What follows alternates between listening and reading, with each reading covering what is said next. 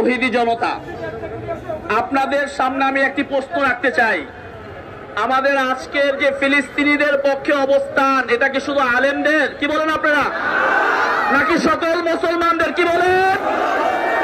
এই জন্য আমার বাম পাশে যত দূর পর্যন্ত মুসলমান ভাইদেরকে দেখতে পাচ্ছি, সকলকে আমি আহ্বান জানাচ্ছি এই সমাবেশ স্থলে উপস্থিত হওয়ার জন্য। এবং এইদিকে যত দূর পর্যন্ত দেখতে পাচ্ছি মাইকের আওয়াজ যত দূর যাচ্ছে, আমার দোকানদার ভাইয়েরা, আপনাদেরকেও বলবো এখানে আসার জন্য। আপনারা আসেন, সকলে এখানে চলে আসি। কিছুক্ষণের মধ্যে ইনশাআল্লাহ বিক্ষোভ মিছিল শুরু হবে ইনশাআল্লাহ। সম্মানিত তৌহিদি জনতা, এবারে গুরুত্বপূর্ণ বক্তব্য রাখবেন হেফাজতে ইসলাম যাত্রাবাড়ি থানা শাখার সহ সভাপতি মাওলানা ফখরুল হাসান মাসরুর সাহেব। মাওলানা ফখরুল হাসান মাসরুর সাহেব।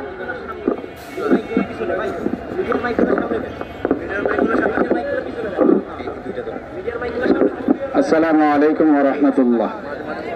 আসলে কথা অনেক গুরুত্বপূর্ণ কথা হচ্ছে, আমি ছোট্ট একটা কথা বলতে চাই। আসলে মুসলমান তার সমস্যার সমাধানের যতগুলো পথ আছে, সবগুলো পথের মাঝে এ জাতীয় সমস্যার সমাধানের জন্য একমাত্র কার্যকরী পথ হলো জিহাদের পথ। কথা ঠিক কিনা বলুন?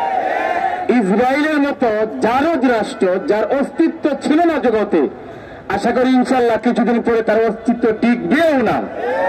এরকম অবস্থার মাঝে একে প্রতিরোধ করার জন্য, দুনিয়া থেকে নিস্তেনাবুদ করার জন্য একমাত্র পথ হলো জেহাদের পথ। এই জেহাদ করার জন্য কারা কারা তৈরি আছে